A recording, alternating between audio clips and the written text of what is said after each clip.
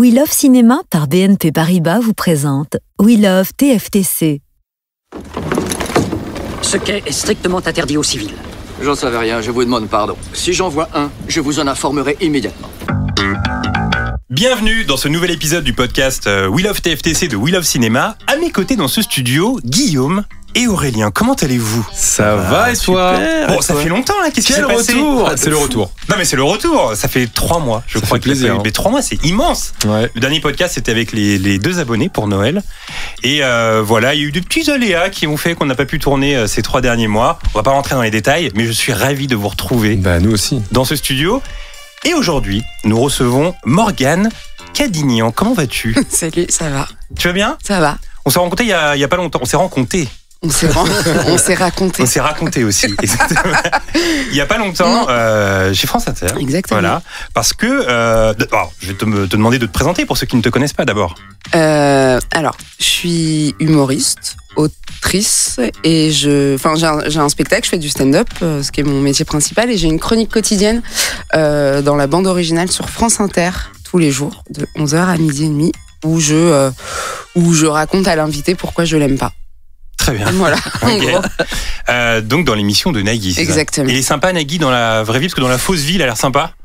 Et tu sais, je crois que c'est la question qu'on m'a le plus posée. Alors attends, parce qu'il y a une transition. Je te parle pas de Nagui pour rien, figure-toi. Parce qu'on a ici autour de ce plateau Aurélien, et tout le monde lui dit qu'il a la voix de Nagui. C'est pour ça que je te parle de lui. Alors est-ce que tu trouves qu'il a la voix de Nagui ? Faut pas que je te regarde, vas-y. Ah ouais.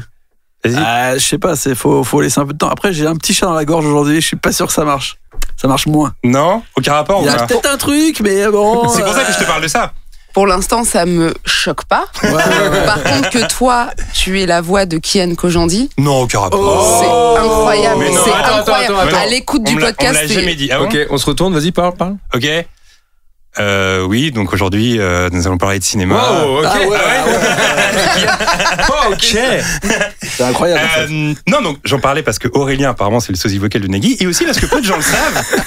Mais Nagui a doublé la voix de Tim Allen dans Super Noël. Tu le savais ça ? oui. Ah pas ouais. du tout. Et ben voilà, c'est le doubleur voix de Tim Allen dans Super Noël. Allez, yes. Ah, je savais pas ça. Votre nom ? Saint-Nicolas, Votre nom ?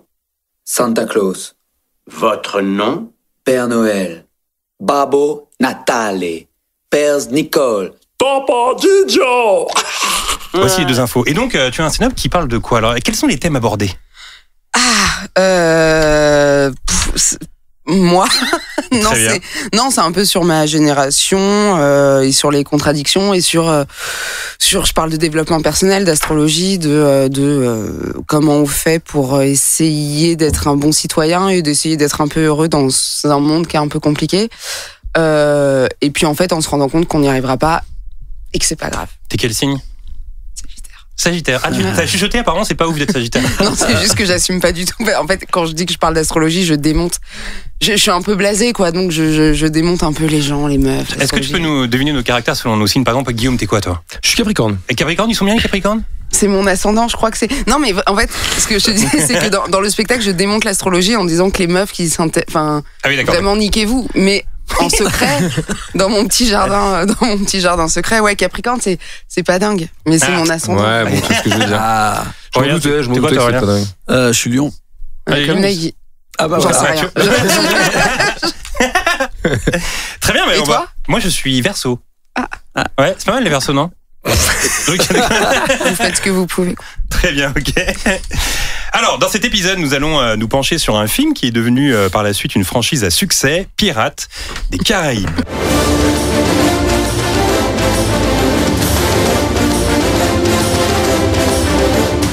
Sorti en 2003 et réalisé par Gore Verbinski, le premier Pirate des Caraïbes arrive dans une période pas ouf pour les films de pirates, puisque les derniers ayant traité ce sujet ont pratiquement tous fait un flop, on y reviendra plus tard.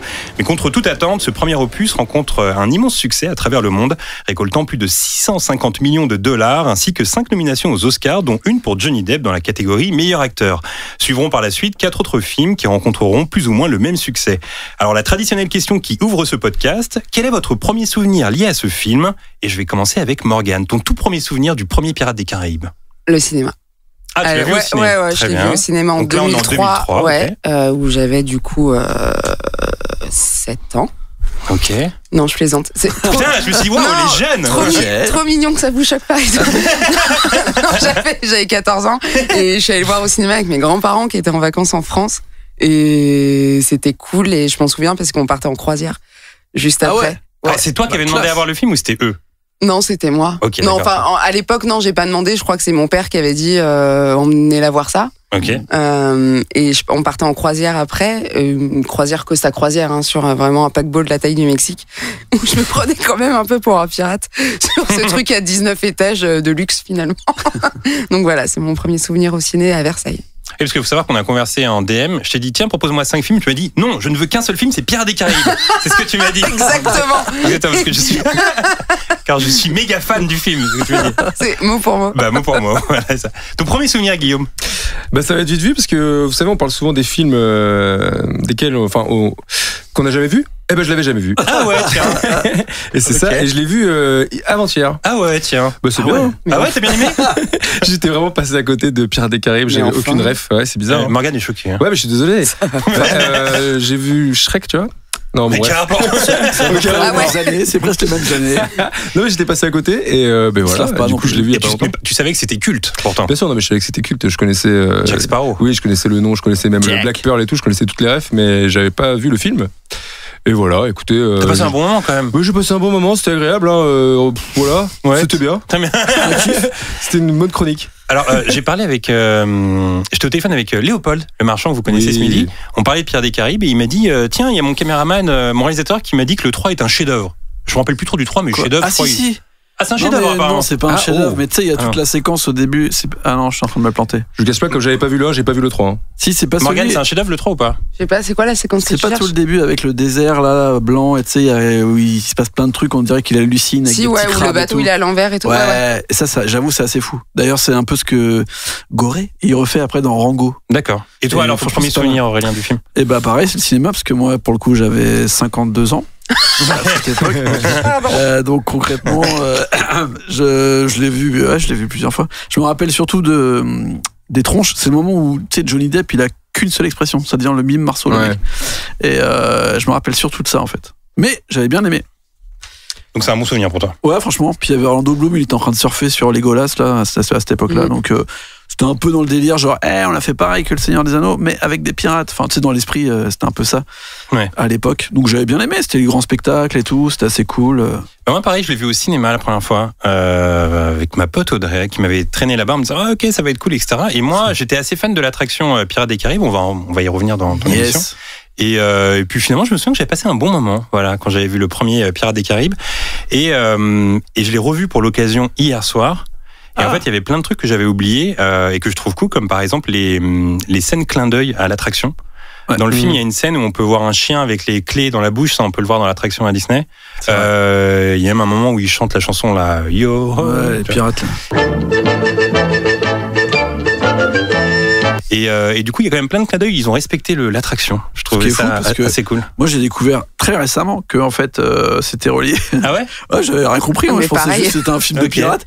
Je pensais qu'après, en fait, vu que j'étais allé à Disney ensuite, je me suis dit ah c'est cool, ils ont fait une attraction Pirates des Caraïbes. Tu vois. Pareil. Je me suis dit genre ils l'ont fait L'attraction des après. pirates, elle existait avant Bah le oui. film. Quoi. Ouais, Ouais. alors je vais raconter apparemment. l'histoire, mon pote, tu vas voir. Oui, parce que ça va être la Et après, chronique ils de l'ont Aurélien. changé. Après. Ouais. Quand tu retournes maintenant, il y a Jack Sparrow à la fin de l'attraction. Ouais, mais, Je c'est vois la ce même, qu'est l'attraction. mais ça reste la même Oui, oui. attraction. Ouais. Non mais je vais vous dire tout à l'heure. Ouais, il a des grosses histoires à Oh. raconter apparemment. Morgane, c'est quoi ta scène préférée dans le film? Il y a une scène qui te marque ou pas? Je sais pas si c'est ma scène préférée, mais j'adore cette scène. Il y a un moment qui est complètement... Bon, il y a un peu de touche fantastique dans le film parce qu'ils sont morts-vivants et tout, mais il y a un moment où Jack Sparrow va libérer le personnage d'Orlando Bloom, et pour rejoindre le bateau qui est pas à quai, qui est garé, qui est amarré, qui est mouillé un peu plus loin, ils sont sous une barque, Oui. sous l'eau, dans laquelle il y a un petit espace d'oxygène pour qu'il respire, et le personnage d'Orlando Bloom demande comment c'est possible, et le personnage de Jack Sparrow répond que en gros je sais plus la phrase, mais il y a des trucs qu'il faut pas chercher à s'expliquer, et tu sens que le scénariste Il voulait pas expliquer. on va pas expliquer, et je trouve ça génial parce que ça n'a rien à foutre là, ça n'a aucun sens. Mais du coup, ça met un petit doute. C'est possible en vrai ou pas? Ah non. Bah non, c'est pas possible. Il m'a mis un petit doute hier quand même. Je pense que tu meurs assez vite. Bah oui, je crois, effectivement, ouais. Très bizarre. Voilà, ça me fait beaucoup rire cette Il y a une scène qui t'a plu, toi, Guillaume? Non, je me suis surtout dit à un moment, enfin si, il y a beaucoup de scènes qui m'ont plu, mais je me suis surtout dit, bonne prouesse technique quand même, les combats où ça passe de la lumière à la nuit. Ouais, c'était pas mal. Il se transforme en squelette et finalement il redevient humain dans le même mouvement, etc. Bah, le coup de la bombe, là, c'est cool. Ouais, bonne prise de tête, je pense, en post-prod. Bah, les effets spéciaux, ils sont charmés. Ouais, hein. ouais. Pour l'époque, c'est dingue. Ils ça ont a pas trop vieilli. Ouais, ça a pas trop vieilli. Ça va. Aurélien, sur ce non, je trouve ça a pas mal vieilli, moi, je trouve. Aurélien, toi, il y a une scène qui t'a marqué? Non, pareil, j'aime bien les moments méga absurdes. Enfin, quand tu le revois plus tard, tu te rends compte qu'il y a grave des trucs d'humour quasiment tout le temps. Et même tout ce truc de Sparrow qui raconte des dingueries tout le temps, en fait. Il ment tout le temps à tout le monde. Il dit que c'est son bateau, en fait, c'est pas son bateau. Son bateau, il est là, on sait pas, c'est un pirate. En fait, tout le monde se fout de sa gueule. Enfin, genre, j'aime bien comment c'est écrit, en fait. Je trouve que c'est assez malin pour un grand film, tu vois. Ça évite tous les écueils. Même Orlando, qui est censé être un peu, genre, le premier, le beau gosse et tout, bah, en fait, il y a plein de phases qui sont assez marrantes. Moi, en le revoyant hier, je me suis dit quand même que le film, il possédait une vraie scène culte. C'est tout simplement l'arrivée de Jack Sparrow au début, quand le bateau coule en même temps qu'il arrive et qu'il arrive comme ça, nonchalamment et avec classe sur le ponton. Je trouve ça hyper cool. En vrai, c'est une vraie scène qui marque, je trouve. En plus, il veut lui faire payer et tout, et puis il n'y a pas de bateau. Non, mais c'est très cool. Ouais, c'est vraiment drôle. Génial, et d'ailleurs, quand on revoit la prestation de Jack Sparrow, on comprend pourquoi à la base il voulait Jim Carrey dans le rôle principal. Parce qu'il y a un truc un peu fou dans son personnage et en vrai, ça change complètement le film. Si tu mets un pirate lambda, bah, c'est foutu, c'est pas pareil, quoi. C'est pas drôle. Alors justement, Aurélien, j'en parlais, il y a donc un lien fort entre l'attraction Disney et le film. Mais d'où ça vient tout ça? C'est grâce à l'attraction qu'il y a eu un long métrage ou l'histoire existait déjà avant? Éclaire-nous là-dessus, s'il te plaît. Eh ben, tout à fait. En fait, l'attraction existe depuis très très longtemps. Elle a été d'ailleurs inaugurée le 18 mars 1967. Donc c'est presque, il y a 55 ans pile en fait. Si on regarde là, c'est à 3 jours près, on y est quoi. Attends, elle a été inaugurée où? Alors, aux États-Unis, dans le Disneyland, le premier Disneyland de Floride à Anaheim. Et c'est d'ailleurs la toute dernière attraction qui a été supervisée par Walt Disney. Parce qu'il avait fait tous les plans, c'est lui qui avait eu l'idée, il avait tout géré et il est mort 3 mois avant le lancement en fait. Donc c'est vraiment. Morgane s'est tapé des barres. Elle est morte. C'est terrible, je suis désolée. Et donc c'était vraiment son truc de créer cette attraction autour des pirates, mais il n'y avait pas vraiment de film qui était relié. Enfin, tu sais, d'habitude, ils avaient toujours des attractions qui étaient un peu reliées à quelque chose. Ils avaient déjà des films Disney qui étaient genre L'île au trésor ou Les Robinson sur une île ou je sais quoi. Mais il y avait des petits éléments qui étaient pris dedans, mais c'était pas vraiment l'attraction de ça. Après, ce qui est rigolo, c'est que 2 ans ou 3 après, ils ont fait une vraie inauguration pour la télévision. Et là, ils avaient un film, Barbe Noire. Donc ils sont servis de cette attraction pour faire en gros un film en 1968 qui était un film sur Barbe Noire de Walt Disney. C'est assez fou. En fait, à la base, ils voulaient faire un truc comme un musée Grévin, en fait, avec que des statues de cire un peu moches à l'intérieur. Et il s'est passé juste avant, en 1964, la fameuse attraction It's a Small World. Vous voyez ce truc là avec les poupées qui chantent. Et bah en fait, c'était un carton à New York quand ils l'ont présenté dans une foire. Donc ils ont décidé, allez, on fait la même chose, un petit passage en bateau où il y a une chanson qui rend fou parce que c'est tout le temps la même, et on met des scénettes avec les pirates. Et en fait, à l'époque, ça devient un carton de fou dans le parc. Tout le monde y va pour voir ça, quoi. Ils y vont tous pour voir ça.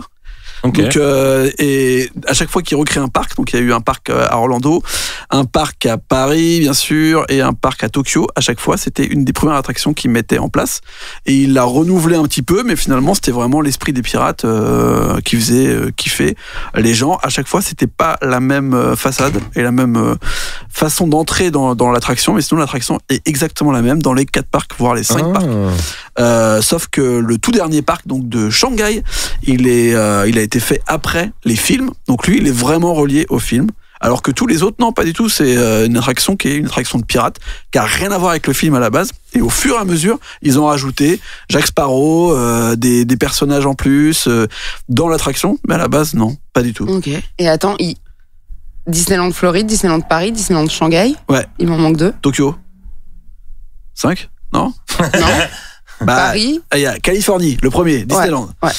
Floride 2. Ah oui, il m'en manquait un aux États-Unis. C'est Disney World. Et après, t'as Paris, Tokyo. Et d'ailleurs, c'est Tokyo, Paris, Shanghai. Ah, on a de la chance. Orlando, c'est Disney World, c'est Floride. Ouais, parce qu'en fait, en 92, ils ont choisi Paris dans le sens où c'était un peu Ouais, c'est une ville hyper touristique et tout machin. Ah, c'est ça. Euro Disney, quoi. Après, ils ont changé. Trop bien, et tout. quoi. Mais c'est le parc qui marche le moins de tous les parcs de. Ah ouais, Paris. Ouais. Pourtant, c'est tout en blindé. Ouais, mais ils galèrent par rapport aux autres. Enfin, c'est pas tout à fait la même logique, apparemment. On ira à Shanghai. Voilà, chaque version est différente. Et j'ai un petit jeu pour vous. Ouais, cette chronique c'est terminée. Heureusement que c'est la répète. Chercher s'il y avait d'autres trucs à dire. Heureusement que ton micro est pas allumé. Non, c'est enregistré. Ouais, non, mais tu sais, moi, en général, les coupes. Tout ce que je dis, ça intéresse personne. Non, en fait, j'ai un petit jeu pour vous. Est-ce que vous savez les autres attractions de Disney qui ont amené à faire un film, en fait, comme Pirates des Caraïbes, c'est-à-dire des attractions qui sont devenues des films ou des créations visuelles. Space Mountain, il n'y a pas eu de film. Je vais vous en donner quelques-unes et vous allez me dire, est-ce que oui ou non, il y a eu un film. C'était un film, pas d'accord. Par exemple, ça n'existe pas dans le parc à Paris, mais c'est un grand succès aux États-Unis depuis l'ouverture du parc Disneyland en Californie. Jungle Cruise. Il y a eu un film avec The Rock, avec non The Rock. Voilà, c'est un film qui est sorti l'année dernière. Je me suis dit, celui-là, vous allez peut-être le trouver. Ouais, pas mal. Bah ça vient vraiment d'une attraction qui est un peu comme Pirates des Caraïbes, où tu étais dans un petit bateau. Et ça existe toujours, hein. Tu es dans un petit bateau et tu as plein d'histoires un peu de jungle, etc. Comme au studio Universal quand tu fais le truc dans de la mer. Ouais. C'est à peu près le même concept. Tu te balades dans la jungle et ils ont repris ça parce que c'est un carton aussi aux États-Unis. Donc tout le monde attendait le film Jungle Cruise. Bon, apparemment, en France, tout le monde s'en fout. Mais qui l'a vu ici? Moi, je l'ai vu. Ah ouais, c'est bien. Ouais, j'ai bien aimé, moi. Moi, je suis friand de ce genre de truc. Après, c'est moins bien que Pirates des Caraïbes, quand même. D'accord. Mais c'est quand même bien foutu. C'est Disney style. Moi, j'aime bien. It's a Small World, justement. Non, il n'y a pas eu de film là-dessus. Et bah, il y a eu une série animée et il y a un film qui est en prévision depuis 5 ans. Mais il raconte quoi le film? Bah, je sais pas, mec. Donc, c'est coupé du monde entier, quoi. Ouais, c'est trop bizarre. C'est avec vraiment le scénario. Parce que c'est bizarre cette attraction. C'est vraiment un clip. Elle est méga bizarre. De Mika. Okay. Je sais pas, les gens ils ont une passion pour cette attraction, on sait pas, mais il y a vraiment un film qui va sortir avec le mec qui a réalisé les Benjamin Gates. Ok. Donc voilà, vraiment pur produit Disney. Qui a envie de le voir? Non. Pas moi. Moi j'ai chaud. Hein. Ah, tu veux le voir? Mais toi, tu te régales. Moi je veux tout voir, moi. Oh là là, quel kiffeur. La Tour de la Terreur. Ah oui. Il y a eu un film de ça? Non, il y a eu un dessin animé. Non, parce que je vois dans tes yeux que tu m'attends en tournant, donc il n'y a pas eu de film du tout. J'attends personne au Non, mais... Pour remettre dans le contexte... mais ça me fait penser à trop de films Hollywood, années 20. Mais en fait, ça fait penser à la série Twilight Zone, en fait. Oui, voilà. Alors, c'est pas mal. Le dire. C'est pas mal. Pour remettre dans le contexte, l'attraction elle a été créée en 1994 et en effet, la référence principale c'était la 4e dimension, donc Twilight Zone. Sauf que après, vu que l'attraction a cartonné, en 97, c'est la première adaptation qu'ils ont fait d'une attraction en film, en téléfilm, mais ils ont créé le film Tower of Terror. Ah ouais, et ce qui est assez fou, c'est qu'ils ont tourné 90% du film dans l'attraction de Floride. Mais alors, le décor c'était dans l'attraction, quoi. Excuse-moi, mais on avait bon du coup. Vous aviez bon, vous aviez ok, merci. Ouais. Juste mais attends, mais il existe encore c'est pas maintenant Marvel ou ce truc Twilight Terror, non? Non, ils ont changé des fois l'univers, mais c'est toujours quand même l'univers un peu comme ça. Très bien. C'est la meilleure attraction d'ailleurs, si je peux me permettre. Tiens, une des meilleures. Oui, mais petit point comme ça, petit point. Voilà. Petit. Allez-y. Oui, non, l'attraction préférée à Disney, Morgane. Apparemment, c'est Twilight Terror. Fais un petit tour de table avant. Ouais, t'en viens faire avec Guillaume. Ton attraction préférée là-bas? C'est très compliqué. Je dirais, et très classiquement, et très... je le fais à chaque fois parce que je l'adore. Très basiquement, le train de la mine. Parce que le train de la mine, ça me régale. Le train de la mine, c'est un basique. On est content de le faire, on le fait le matin, on se met dans l'ambiance. Oui, bien sûr. La maison hantée, parce qu'elle est classique aussi. Et après, Space Mountain, quoi, je crois. Ok. Du coup, c'est un top 3. Ouais, c'est vrai. Non, mais qu'est-ce qu'on doit faire? Un seul. Une seule, c'est dur. On peut dire 3, nous aussi, du coup. Non, c'est trop dur. Bon, allez, Morgane, 3. La tour. Ouais, la tour, effectivement. Les tasses. Ah non, c'est un enfer. C'est une horreur. Je garde une âme de petite fille. Tu gerbes à la fin. Les tasses, c'est dans ton top 3. C'est stylé, les tasses. Les gars, ils ont fait Space Mountain. Non, les tasses. C'est juste un manège, quoi. Ouais, mais j'aimais bien ce côté surenchère de la vitesse quand tu fais tourner le truc et que t'es comme un énorme connard avec tes potes de vouloir faire décoller le truc. Les tasses, la tour de la terreur et il y a un truc, non, oui, c'est le train de la mine où tu fais la queue dans un décor un peu avec des tonneaux, des cordages, ouais, voilà. Il y a aussi Indiana Jones aussi qui ressemble un peu. Oui, alors je change, c'est Indiana Jones. Vous vous souvenez, Indiana Jones fait à l'envers. Au tout début, et avant ça repartait à l'envers. Ça repartait à l'envers maintenant. Ils ont pas le temps. Moi, je raffole de Star Tours, mais l'ancien, le nouveau, pas ouf. Ah, t'as vu le Par nouveau, contre, Star Tours, la queue que tu fais pour avant d'y aller, elle est exceptionnelle. C'est la meilleure que. T'as dit Star Tours. Star Tours. Vas-y, fais ton top 3 et après je vais te dire un truc. Vas-y. Vas-y, vite. Vas-y, vite ton top 3 là. Je pense que ça se joue entre le train de la mine et Space Mountain. Après, je suis pas donf des attractions speed. Personne n'a cité le roller coaster. C'est de quoi, Aerosmith. Ah oui, il paraît qu'il est chambé celui-là. Il est génial. Et apparemment, ça va plus être Aerosmith. Vous connaissez cette légende où on disait ça va plus être Aerosmith, ça va être Coldplay. Ah bon? Ouais. Bah et alors, est-ce que c'est toujours le cas ou ça va être Muse, un truc comme ça? Non, ça va être Iron Man, je crois, ou un truc comme ça. C'est plus du tout un groupe, c'est plus du tout la même attraction. C'est Marvel, il passe en mode Marvel. J'ai vérifié aucune info. Mais d'accord. J'avais fait un truc terrible à ma petite sœur. J'étais allé à Disney début des années 2000. Et en fait, il s'avère qu'il y avait un touriste espagnol qui était mort parce que le Aerosmith, ça va hyper vite au début. Et pendant la vitesse du début, un Espagnol était mort, hélas. Oh merde. Et ma sœur était en panique de faire cette attraction. Non mais pourquoi, pardon?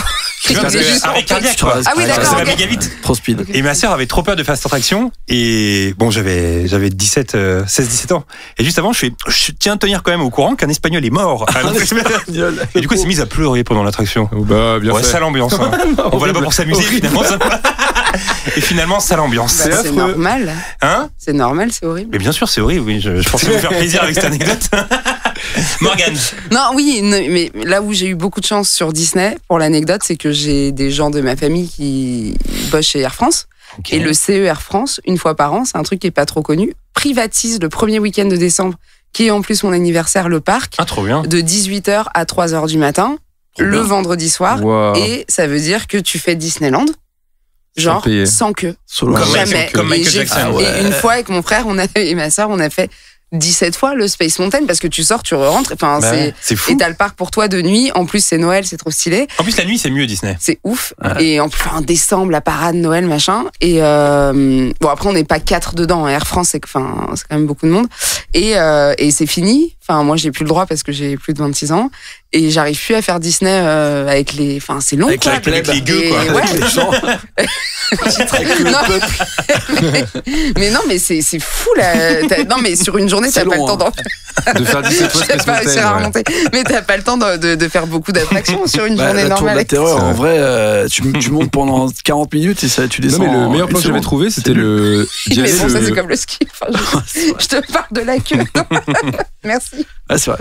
J'avais trouvé le plan d'y aller le jour de la rentrée des classes. Oh. Et ça, c'est pas mal. Et ça, c'est bien, parce qu'il n'y a personne. T'es un génie. Mais là, maintenant qu'on est adulte, on peut y aller hors saison. Non, mais un lundi. Ouais, c'est vrai. À 15h, quoi. Faites quoi demain? C'est vrai. On va à Disney tous ensemble. Allez, on se fait un petit Disney. Ça va être bon, ça. Le jeu continue, n'est-ce pas? Oui, tout à fait. Alors, on en a parlé, mais le train de la mine, justement, Big Thunder Mountain, est-ce que vous savez s'il y a eu un film? Non, la réponse est non. La réponse est non. Un dessin animé? Non, il n'y a rien du fait, mais j'ai une anecdote assez croustillante. Ça commence. Quand notre ami Steven Spielberg a tourné Le Train de la Mine d'Indiana Jones, ils sont allés choper des sound design dans le Thunder de Disneyland. Tous les sons qu'il y a à l'intérieur, apparemment, viennent de ça. Après, ils ont changé, ils ont mélangé, mais ça vient quand même de Disneyland. Donc, il y avait une inspiration d'Indiana Jones avant que ça devienne une autre attraction. Mais le Train de la Mine de Disneyland, le vrai, le premier, a servi de info pour Indiana Jones. D'ailleurs, quand on regarde le deuxième Indiana Jones, si on fait attention, il y a des scènes où on voit vraiment que c'est des petites maquettes avec des petits bonhommes à l'intérieur. C'est vraiment grillé, quoi. Ouais, c'est fou, ça. Ouais. Autre attraction, vous en avez parlé, le manoir hanté. Film, pas film? Si, il n'y a pas eu un film avec Eddie Murphy? Et voilà, un film avec Eddie Murphy que personne n'a vu parce qu'il était pas mal raté en mode comédie et tout, qui s'appelle en français, je crois, le Manoir hanté, les 999 fantômes ou 99 fantômes, un truc comme ça. Et toute dernière, Space Mountain quand même, la plus grosse attraction. Non, je crois pas qu'il y ait un truc de Jules Verne, quoi. Mais par contre, il n'y a pas eu un film genre Future World avec George Clooney, un truc comme ça? Il est fort, il va trop. Je vais plus vous en parler en fait. Donc il y a un film Space Mountain qui est prévu. Normalement avec un gros réalisateur d'ailleurs, mais ça a changé plusieurs fois. Et en effet, il y a plutôt un film qui a été fait sur Tomorrowland, donc qui est la partie dans laquelle il y a Space Mountain. Future World. Future World, c'est pas mal. C'est pas Future World? Bah en français peut-être, mais en tout cas aux États-Unis c'est Tomorrowland. Et ils ont vraiment pris ce nom-là pour faire le film de Brad Bird quand même, le mec qui a fait plein de films pour Pixar, notamment Les Indestructibles, Ratatouille et Le Géant de Fer. Et c'est lui qui a fait ce film avec George Clooney, qui est franchement bien. Donc voilà, des fois ça fait des bons films d'attraction de Disney. Très bien, merci de nous avoir éclairé. Il t'a éclairé, Morgane? T'es éclairé? Ah ouais, je brille dans le noir. Bon, des fois ça cafouille, hein, mais. Non, mais je savais rien de tout ce que t'as dit. Moi non plus, je savais rien hier. Alors, on pourrait croire que les pirates, c'est comme les Vikings, ça appartient au passé, mais pourtant ça existe toujours. Aujourd'hui, ils sont moins stylés que dans Hook ou Pirates des Caraïbes, mais ils sévissent encore. On a pu le voir entre autres avec le très bon Captain Phillips de Paul Greengrass, par exemple. Et d'ailleurs, c'est drôle parce que Mehdi, qui est déjà venu dans cette émission en tant que chroniqueur, il a une fille de 7 ans. Et un jour, j'étais avec elle dans le métro et elle commence à avoir peur comme ça et elle me dit il y a un pirate là-bas. Je me dis de quoi tu parles? Et en fait, c'était un SDF qui entrait dans le wagon. Je me dis mais non, mais pas du tout, c'est pas du tout un pirate. Elle me fait si, c'est un pirate. Et en fait, elle a toujours eu peur des SDF. Et un jour, son père, pour qu'elle ait plus peur, il dit non, mais c'est comme les pirates, c'est des pirates. Et en fait, à chaque fois que maintenant elle voit un SDF, elle dit c'est un pirate. Et c'est vrai que quand ils sont dans le métro, ils sont là genre comme ça et tout. Et c'est vrai que c'est un peu pirate en vrai. Excusez-moi, on peut refaire cette imitation? Je sais pas si on est vraiment là. Non mais la glissade. Dites-nous sur Twitter. Dites-nous sur Twitter si. Dites-nous sur Twitter si il imite bien. Mon Dieu. Donc on s'en bat. Mais non, mais tu vois quel comeback. Mais non mais quel retour. Je mets à la place d'un enfant de 7 ans. Oh là là. Il voit qu'il arrive. Continue. Mais non mais vous m'avez compris là. Oh là là là là. Bon, elle dit que c'est des pirates. Voilà ce que je lui dis. Ouais, d'accord. Oh là là, l'enfer. Non mais parfois quand ils sont un peu bourriques dans une pièce, attends, tu sais bien. Oh. D'accord. Bon, je vais recentrer le sujet, n'est-ce pas? Oh Ils sont un peu bourrés dans une pièce. Qui te dit que c'est des îles. Oui, c'est vrai aussi, oui. Mais finalement, au XXIe siècle, les pirates les plus nombreux sont ceux qui piratent Internet ou n'importe quelle autre technologie. Bah oui, il fait du surf. C'est eux les vrais pirates. Les vrais pirates, c'est eux. Alors installez-vous confortablement. Ah oui. Car je vais vous raconter quelques histoires de pirates modernes qui ont parfois secoué la planète depuis leur clavier crasseux rempli de particules de mégots et de pizza. C'est l'idée que je me fais d'un pirate derrière son ordi. Est-ce que vous êtes prêts pour écouter des histoires bien croustillantes? Est-ce qu'on doit deviner si c'est vrai ou c'est faux? Tout est vrai. Tout est bon, d'accord, bah pas de jeu alors. Par contre, non, si, on va faire un jeu. On va faire un jeu. Je vais vous raconter l'histoire, vous allez me dire si ça mérite une adaptation en film ou pas. Ok. Très bien. T'es prête, Morgane? Oui. Ok. Notre première histoire nous emmène dans les années 70 aux États-Unis avec un des tout premiers pirates modernes qui lui a piraté la compagnie de téléphone AT&T. Donc, énorme compagnie de téléphone équivalent des SFR là-bas, un gros truc. Et l'histoire est assez folle. Ce pirate s'appelle John Draper et un jour, il trouve dans un paquet de céréales Cap'n Crunch un petit jouet qui s'avère être un sifflet. Alors entre deux bouchées de céréales, il s'amuse à souffler dedans et s'aperçoit que le bruit dégagé par ce sifflet équivaut à 2600 Hz. Pas du tout le truc que nous on se serait dit par exemple, Guillaume, si on avait mangé, si on avait soufflé de ça. Vraiment pas. Non, Guillaume, mais Aurélien non plus. Hein. C'est comme si c'était Einstein. Moi j'ai un truc avec mon oreille gauche quand même. Oreille absolue. On va pas dire, mais. Très bien. 2600 Hz. Bref, nous on aurait juste sifflé dedans comme des idiots et puis c'est tout, on se serait pas dit c'est 2600 Hz. Oui. Bref, il se rend donc compte que ça fait 2600 Hz, soit la fréquence utilisée par la compagnie AT&T. Alors durant des années, il a appelé le central téléphonique, leur a fait croire qu'il avait raccroché en sifflant dans son sifflet, ce qui lui permettait de garder la ligne et de passer des centaines et des centaines d'appels à l'étranger sans débourser $1. Un piratage qui des années plus tard fut raconté dans le magazine Esquire et qui attira l'attention de Steve Wozniak. Et Steve Wozniak, c'est le cofondateur d'Apple. Ce qui fait que John Draper, grâce à son piratage, travailla par la suite pour Apple afin d'aider les deux créateurs, avec Steve Jobs, à créer la Blue Box, appareil capable de recréer toutes les fréquences sonores des compagnies de téléphonie.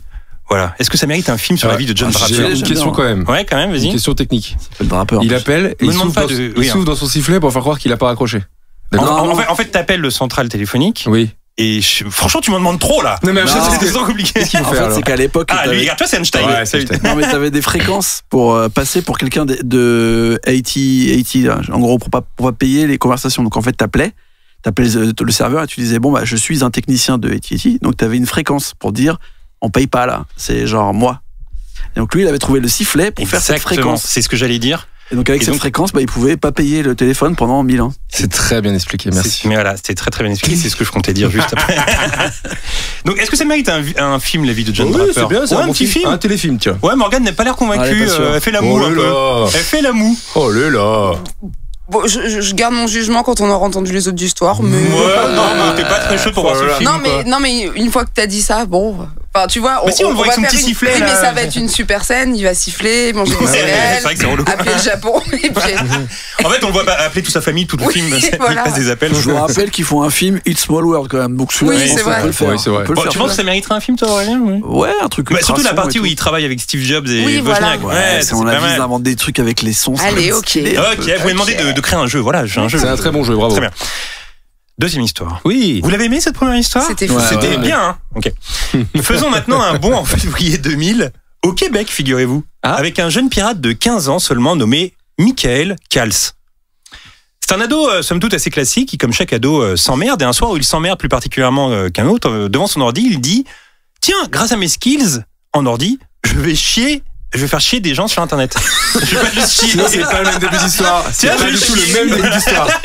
Grâce à mes skills en ordi, je vais chier. Ce qui n'a rien à Là, voir. moi, ça mérite une trilogie. Fin de l'histoire, oui, voilà. C'est bon, là, on fait un Parce film. que ça mérite un film. Ah, Juste, bah ouais. juste le gars est allé chier, voilà. Moi, je m'attrive. Très bien. Bon, bref, il se dit, tiens, je vais faire chier des gens. C'est ça qu'il fait vraiment. Oui. Alors, pour rigoler, il crée un virus. C'est marrant. C'est drôle, j'aime bien les pour, virus. pour rigoler. Alors, pour rigoler, il crée un virus et il l'introduit dans les serveurs de Yahoo, Amazon, Dell et CNN qui deviennent alors indisponibles. En quelques heures seulement, et depuis sa chambre située dans un pavillon de banlieue de Montréal, il fait perdre à ces immenses compagnies 1,7 milliard de dollars. Oh. Milliards! C'est stylé, Aurélien. Moi, j'aime bien. Et durant des mois, personne n'arrive à mettre la main sur ce fameux pirate. Le jeune Michael Kals se fera finalement choper de façon très nulle, puisque c'est en se vantant auprès d'une meuf sur MSN que le FBI est mis au parfum. Oh non. Ah. Bah ouais. Il est copa de 8 mois de prison dans un centre de détention pour jeunes. Film. Est-ce que ça Ouais, mérite un film sur ce petit là de 15 ans Ah comme ça ouais, la détention et Ouais, tout, ok. après, où ça Quand il part. s'appelle sur MSN avec la meuf et tout. Ouais. Après, il devient pas. Personne lui a proposé Personne. un job, tout le monde s'en fout. Non. Bon. Bah oui. Ouais, mais Non, peut-être ouais, qu'après, du il se coup. radicalise et tout dans la maison. Ah, ça, franchement. Ah, elle veut un film, hein, Morgane, là-dessus. Aurélien, tu veux un Très film bien. sur sa vie de Ouais, Michael ouais. Kals? Moi, je suis chaud. Pas Déjà moi. que son nom, j'aime Non, bien. toi, tu veux pas un film de Michael Kals? Ok. Bon, on Ah, n'allait ils sont pas te blazes. demander de toute façon de jouer de. Non, j'ai bien compris. Non. Imagine sur l'affiche Michael Kals. C'est stylé. Ouais, Rien que stylé. effectivement. Le blast, il est bien. Troisième histoire. La prochaine est très cool. En 1990, un Américain nommé Kevin Poulsen arrive à bidouiller des trucs. Ne me demandez pas comment, encore une fois, parce que c'est très simple. Et grâce à son bidouillage, il prend le contrôle du réseau téléphonique de la ville de Los Angeles. Le réseau téléphonique total de la ville de LA. Oh. Alors, dans quel but, me direz-vous? Un attentat ou un autre projet inquiétant? Eh bien non, pas du tout. Son seul but était de monopoliser la ligne pour être le seul à appeler plusieurs fois la radio locale Kiss FM et ainsi remporter une Porsche, cadeau promis par la radio à la 102e personne qui appelait le standard. Ah, il est bon. Donc en fait, au 100e appel, il a tout bloqué Ah, il est très bon. et c'est lui qui a appelé après. Bravo. Bon, bref. Kevin Poulsen a donc gagné la Porsche. Et ce n'est que quelques mois plus tard que la supercherie a été découverte. Et c'est assez abusé puisque Kevin Poulsen est copa de 4 ans de prison. Oh, c'est énorme par rapport à l'autre. Il a Soit pris 8 plus mois. que Michael Kals, effectivement, ouais, Guillaume, non. qui avait causé une perte de 1,7 milliard de dollars à CNN et compagnie. Oui, mais il était adolescent, hein, Michael Kals. Oui, et surtout, si tu bloques Canadien. toutes les lignes à Los Angeles, tu bloques les pompiers, les infirmiers, la police, Exactement. etc. Et bah Exactement, oui, tu mets des Guillaume. vies en péril. Dangereux, Exactement. dangereux. Ça fait de toi Einstein, cette Mais- réflexion. Il va me dire. Par contre, ça fait pas de ça un film, hein, je pense. Attends, c'est pas Ah, fini. c'est pas fini. Non, c'est pas fini. Oh. Il y a un élément qui peut en faire un film. Kevin Paulson. Dernière info sur ce Kevin Poulsen, il est aujourd'hui le rédacteur en chef du magazine américain Wired. Je sais jamais comment on dit. Ouh. Ah, W-I-R-E-D, yes. Wired. C'est quand même pas fat, mal. ça. Quand même, ah oui. Bravo. Un film ou pas sur ce Kevin Poulsen? Ah ouais. L'histoire de la Porsche, c'est pas un petit documentaire ouais. sur Netflix Un au petit Canada. sujet. Très bien. Il y a une Porsche. Ouais, ok, il y a pas mal. Wild. Il s'appelle Kevin Paulson. C'est plutôt pas mal, non? Très j'aime bien, j'aime bien. Autre pirate maintenant, allons maintenant en 2001, puisque cette année-là, un pirate écossais, persuadé depuis des années que les extraterrestres existent, met en place un stratagème pour infiltrer les ordinateurs de la NASA, du Pentagone, de la Navy et de l'armée de l'air. Ce type s'appelle Gary McKinnon et durant 1 an, il se balade tranquille dans les dossiers censés être les mieux gardés des États-Unis. Alors l'histoire ne dit pas s'il a pu trouver quelque chose, toujours est-il que depuis 2002, il est en liberté surveillée en Grande-Bretagne avec la crainte d'être extradé aux États-Unis où l'attend une peine de prison de 70 ans. Voilà, Gary McKinnon. Un film là ou pas? Tiens d'ailleurs, alors, avant de vous demander ça, est-ce qu'on croit aux extraterrestres par ici? Morgane. Je te mets en galère, hein. Est-ce que ça croit aux extraterrestres du côté de chez Morgane Cadignan? Non, tu Non, crois pas? non, mais pas sous cette forme si précise d'un extraterrestre. Genre Après, Roswell et tout. Ok. une vie ailleurs, oui. Oui, des Mais- brindilles sur une planète comme ça, c'est ça. Non, Un insecte. non, mais un truc un peu plus genre premier contact, quoi. Ok, Ah ouais, d'accord. voilà. Guillaume, tu crois aux extraterrestres, toi? Oui. Ouais, tu crois, bravo. Bien sûr. Aurélien. Ah, mais où ils sont où pour le coup? Ouais, Figurez-vous que j'ai un beau-frère qui travaille en aérospatial. Et je lui avais posé la question une fois. Je lui ai dit, alors les extraterrestres, ça existe ou pas? C'est vrai ou c'est faux ton histoire là? Je te jure, c'est vrai. Okay. Et il m'avait dit, il m'avait expliqué, j'ai pas tout capté, mais il m'avait quand même dit, il me dit franchement, par rapport au temps qu'on est sur Terre et l'espace-temps qu'il y a dans l'univers, etc., qu'on tombe sur les extraterrestres, c'est la probabilité, elle est 0,0000. Ça veut pas dire qu'ils n'existent pas, ça veut dire qu'on n'aura aucune chance de les voir de notre vivant. Voilà. C'est tout ce que ça vous fait. Non, mais ça, je suis d'accord. Et toi, Aurélien, t'y crois ou pas? Je suis un peu dans cette théorie-là, que je pense que, vu toutes les probabilités qu'il y a d'univers dans cet univers, c'est sûr qu'à mon avis, il y a des gens comme nous, là, qui sont en train de faire un podcast dans un autre univers, en train de raconter des conneries, mais on les rencontrera jamais, et pour le coup, on en saura. Des pirates du métro. Des pirates du métro. Aïe, aïe, aïe. Mais on les rencontrera jamais, donc on pourra jamais savoir. C'est que dans notre tête pour l'instant. Très bien. Moi j'y crois. Enfin j'y crois. Non, en fait j'aime bien lire des trucs là-dessus parce que ça se réfère finalement à de la science-fiction. Je trouve ça cool. Ouais. Et il faut savoir que sur Terre il y a plein de conspirationnistes qui pensent que il y a sur notre planète des reptiliens. Tu connais les reptiliens, Morgane? Oui, bien, j'en suis une. Bah d'accord. Un peu comme ça, c'est vite fait. Et donc les reptiliens. Donc parmi les reptiliens célèbres selon eux il y a Kennedy, Michael Jackson, Melania Trump. Trump aussi. Ok, Elvis d'accord. Presley, je crois. Elvis Presley est un reptilien aussi. Et d'ailleurs dans Men in Black ils s'en moquent un peu en faisant une séquence où plein de gens connus sont extraterrestres. Ouais. Donc voilà, pas de conspirationnistes qui pensent que des reptiliens existent ici? Non, et ça y a pas. Ça ferait nous des idiots en même temps. Donc c'est. Et souvent je me dis quand on voit des reportages à la télé sur les gens qui ont déjà vu l'extraterrestre, c'est toujours des gens bizarres, tu vois. C'est jamais genre toi et moi, on n'est jamais là. Ouais, mais en même temps, ce qui est relou, c'est que si vraiment tu vois un extraterrestre un jour, bah t'as peur de le dire parce que tu parais pour un idiot après, tu vois. Donc t'es bloqué quoi. Ouais, c'est vrai. Bah oui. Bah écoute. Tiens, Morgane, si tu croises un jour un extraterrestre au fin fond de la campagne, tu le dis après ou pas? Ou t'as peur de paraître pour une idiote? Je pense que ouais. Non, je dis rien. Non. Mais c'est relou, tu gardes ce secret pour toi. Là. Non, mais parce que je me dis que ça. Tu vois, il y a un siècle, je sais pas, mais là, il y a tellement, c'est ce que tu disais, il y a tellement de technologies, il y a tellement de phénomènes paranormaux qui sont en fait très explicables. Genre des lumières dans le ciel, mais c'est peut-être des débris de satellites, des avions, des machins. Mais j'aurais peur de paraître. Par contre, ce que tu me dis là, ça me rappelle quand même qu'il y a une histoire qui s'appelle La Nuit de Phénix ou un truc comme ça. En gros, c'est le phénomène ovni le plus filmé de l'histoire. Oui, c'était dans les années 90. Les énormes lumières. Exactement. En gros, c'était comme 3 vaisseaux dans le ciel. Et il y a des centaines et des centaines de gens habitant à Phoenix qui ont vu ça, qui ont filmé ça durant la même soirée, dont l'acteur Kurt Russell, qui lui arrivé en avion. Elle est incroyable cette histoire. Il la raconte, je crois, au Jay Leno ou un truc comme ça. En gros, il revient à Los Angeles, il fait Los Angeles Phoenix, et il voit ces trucs dans le ciel, alors qu'il est dans l'avion. Il se dit, mais c'est fou, quoi, on dirait des ovnis et tout. Sauf qu'il en parle juste à sa femme, qui est Goldie Hawn, l'actrice. Et bon, voilà, et finalement, ils en parlent plus vraiment parce qu'ils se disent comme toi, bon, ça se trouve, c'est un délire, etc. Et finalement, 2-3 mois plus tard, il y a un reportage à la télé qui parle de cette nuit-là à Phoenix et il appelle sa meuf en disant, mais attends, c'est exactement ce que j'ai vu dans l'avion il y a 3 mois, c'est ouf, quoi. Ouais. Et donc, lui, il est persuadé que les extraterrestres existent parce que le gouvernement n'a jamais dit, ok, c'était nous qui faisions des tests, etc. Machin et tout. Donc voilà pour cette petite histoire. Ça vous plaît? Moi, j'aime bien, j'ai bien aimé cette histoire. Ah, Guillaume qui a sorti son t-shirt Ghostbusters qu'on a acheté à New York, bravo. Pas très visuel, mais oui, effectivement. Ouais, mais les gens ça permet aux gens de se l'imaginer. Donc, un film pour Gary McKinnon qui se balade dans les dossiers de la NASA et du Pentagone, non? Ça marche toujours, ça. Les dossiers cachés. Oui, bien sûr, ça marche, effectivement. Ouais. Et enfin, dernière histoire pour terminer. Allons cette fois en France, où un jeune pirate, enfin si on peut appeler ça un pirate, a pris le contrôle en 2017 du compte Twitter du ministère de la Culture. Durant une nuit toute entière, ce jeune ado... Tu connais ça, Morgane? Durant une nuit toute entière, ce jeune ado explique qu'il est le fils de la ministre de la Culture et qu'il s'ennuie, raison pour laquelle il a chopé le tel de sa mère pour tweeter depuis un compte officiel. Donc le compte du ministère de la Culture, c'est quand même assez fou. Durant une nuit, tous les sujets y passent, le PSG, les jeux vidéo...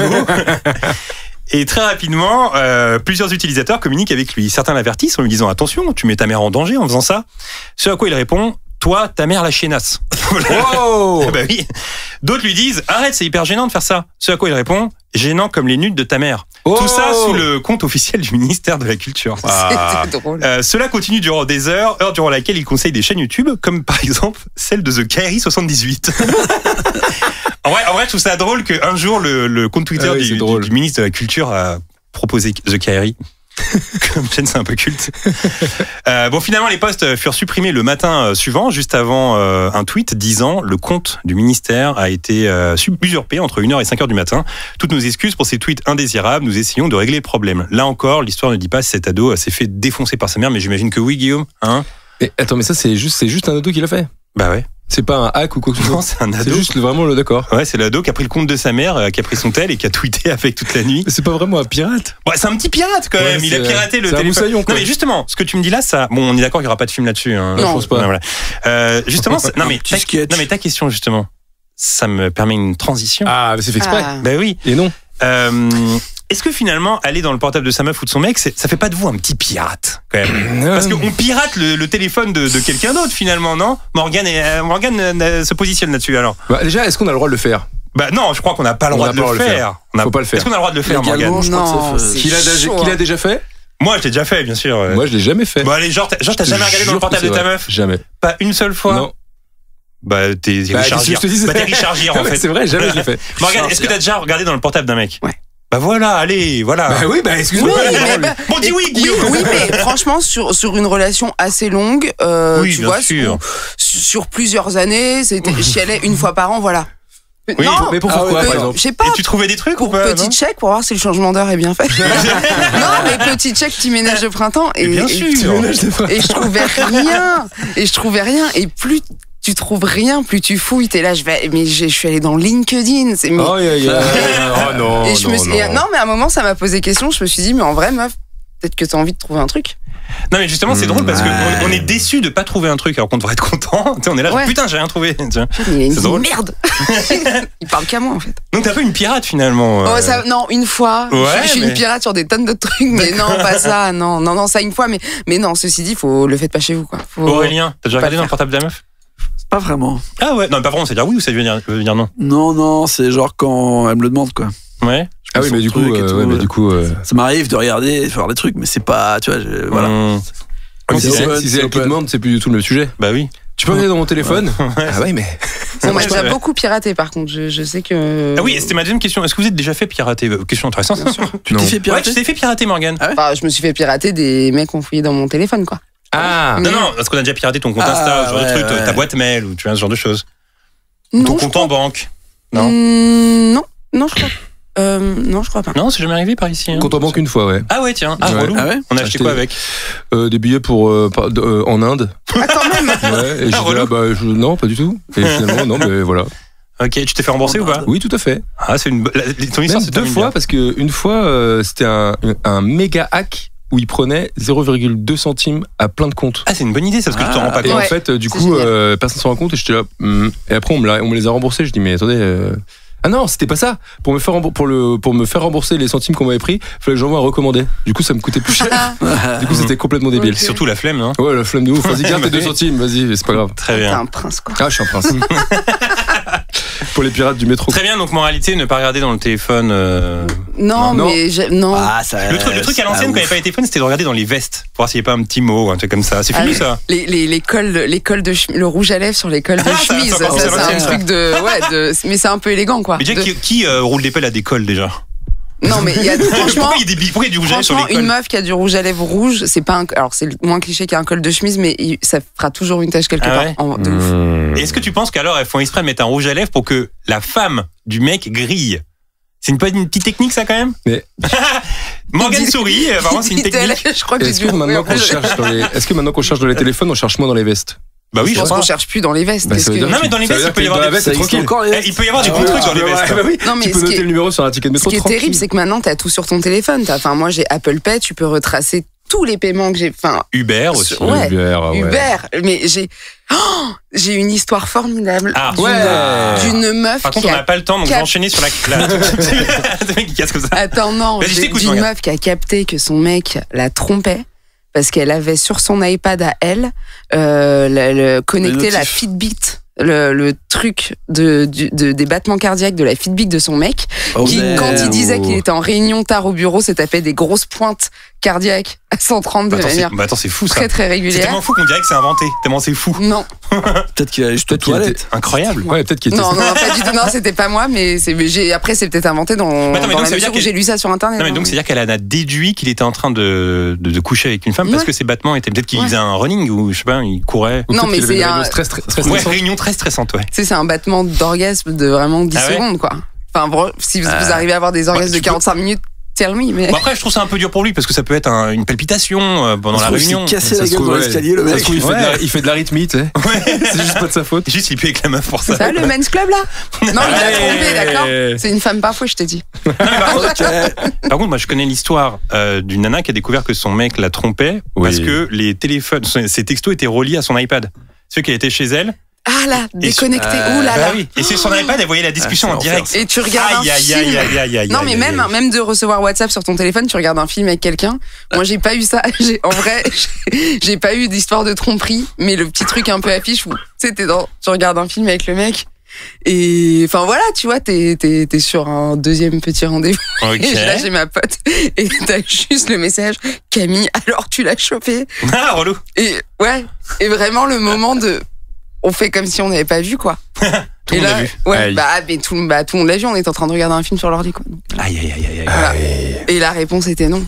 Vous avez déjà eu des petites histoires comme ça, vous De se faire griller ? Ouais. Non. Non. Non, pas vraiment. Tu me raconter une petite histoire. Un jour, je t'ai lancé comme ça, on sait jamais. Je me suis dit pourquoi pas, tu vois. Ouais, mais est-ce qu'on la raconte ou pas ? Ouais, elle est pas mal. Moi, je trouve qu'elle est pas mal. Après, il faut voir si t'es à l'aise. Si t'es pas à l'aise, on la raconte pas. Elle est relou un peu. Ouais, bon, allez. Non, mais disons que. Bon, bref, allez hop. Alors, Pirates des Caraïbes. Vous aviez le. Non, mais justement, on va revenir sur Pirates des Caraïbes. On pourra couper ça, de toute façon. Non, mais on se la racontera en off. Ouais, on se la racontera en off. Bien tranquillement.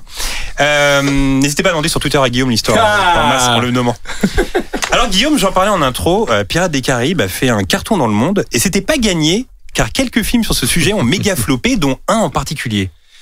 Ah oui, tout à fait. Et l'idée remonte à 1986 sur la production d'un film nommé Bloody Bess, produit par Empire à l'époque et réalisé par Stuart Gordon, à qui l'on doit Reanimator. Pour ceux qui savent, c'était un film de pirates mettant en scène une femme dans le rôle principal, dans lequel Empire croyait tellement qu'ils feront signer l'actrice Barbara Crampton pour 3 films. Finalement, pour de multiples raisons, le film ne verra pas le jour, mais Renny Harlin, le réalisateur de L'île aux pirates, à qui l'on doit aussi Le cauchemar de Freddy, 58 minutes pour vivre et Cliffhanger, travaille chez Empire à l'époque et il garde l'idée dans un coin de sa tête d'un film avec une femme pirate. Au début des années 90, il arrive à convaincre Mario Kassar, le producteur et fondateur de Carolco, maison de production culte notamment pour avoir produit les 3 Rambo, Total Recall ou Terminator 2, et qui est déjà en difficulté financière. Et non seulement il va produire le film, mais ils vont confier le rôle à Geena Davis, qui est alors la femme de Renny Harlin à l'époque. Il arrive à le convaincre de tout faire. Jenny Davis qui a joué dans La Mouche, Thelma et Louise et tout. Ouais. Ils mettent 60 millions sur la table en espérant sortir de la mouise grâce au film, parce qu'ils sont pas en forme, Carolco. Ils misent tellement tout dessus qu'ils arrêtent même la production d'un film avec Schwarzy, figurez-vous, Cruised. Ah ouais. Vous étiez au courant de ça ? Non. Je vous l'apprends. Bravo. Et c'est bien dommage parce que c'était un film qui mélangeait Conan le Bavard, pas du tout. Conan le Barbare. Bien relou, Conan le Bavard, c'est pas le même film. Non, c'est juste un chevalier qui arrête pas de parler.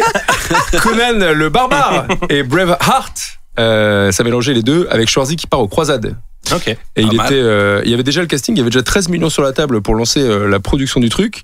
C'était Robert Englund qui jouait un prêtre dans le film, John Turturro, Jennifer Connelly, réalisé par Paul Verhoeven, quand même. Ah ouais, stylé. Et ils ont tout arrêté. Ils ont aussi coupé le budget de Paul Verhoeven pour Showgirl.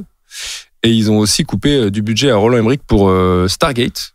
Parce qu'ils se sont dit, on va faire L'île aux pirates, mon gars. On met tout sur les pirates. On met tout sur les pirates. Oui, parce que ta chronique va parler de L'île aux pirates. Et c'est ça. Ouais. Ils tentent le tout pour le tout. Et alors, on pense d'abord à Michael Douglas pour donner la réplique à Geena Davis. Il accepte à 2 conditions. Le tournage doit débuter illico presto.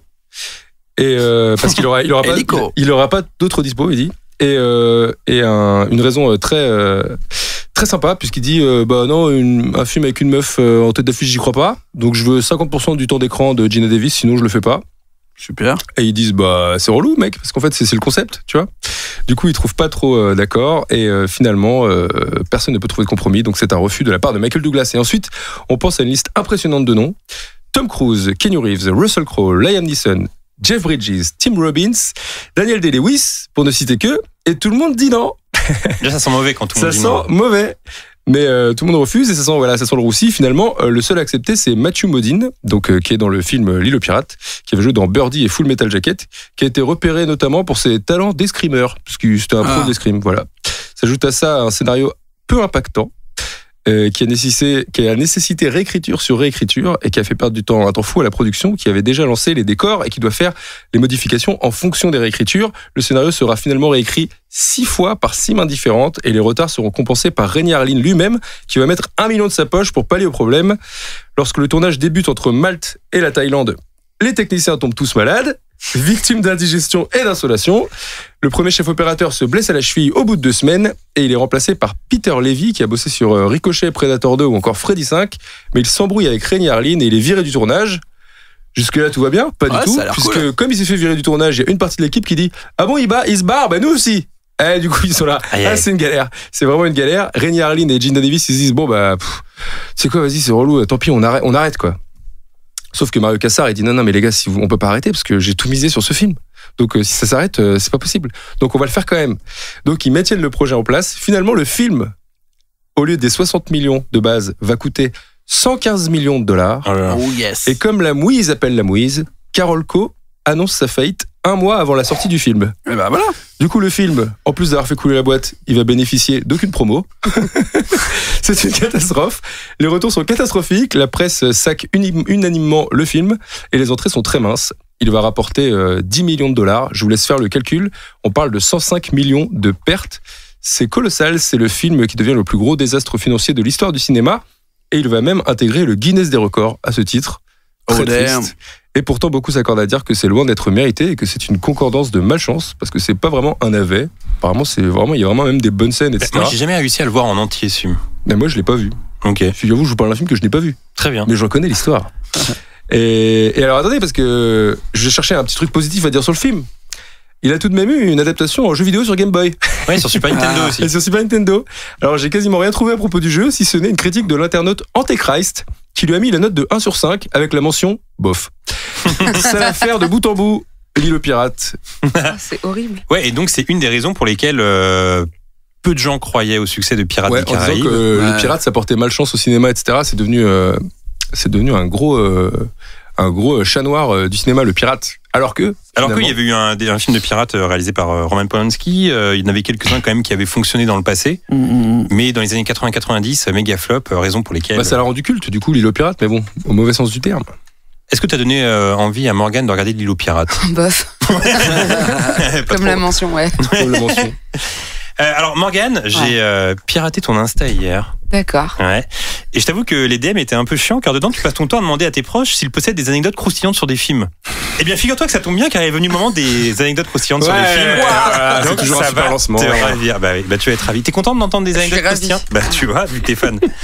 Alors déjà pour commencer, une petite info pour tous nos abonnés ophtalmo et je sais qu'il y en a très peu.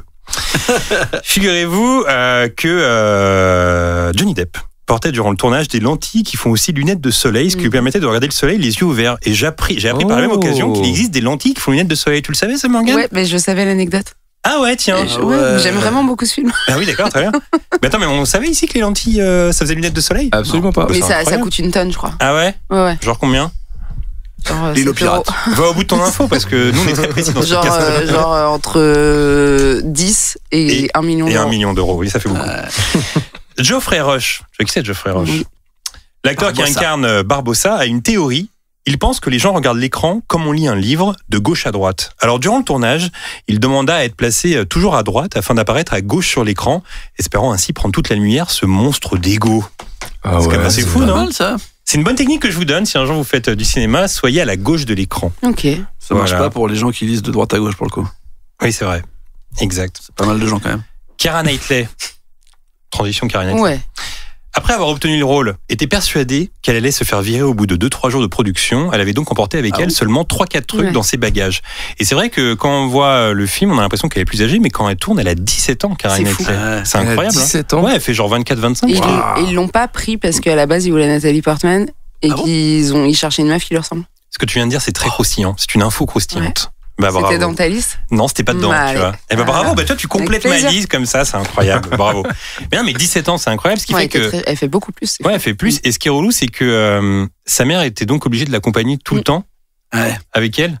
Et c'est relou quand tu veux, t'es là, tu parles à Johnny Depp, et il y a ta mère qui vient, et qui fait, c'est relou quoi. C'est un peu l'affiche.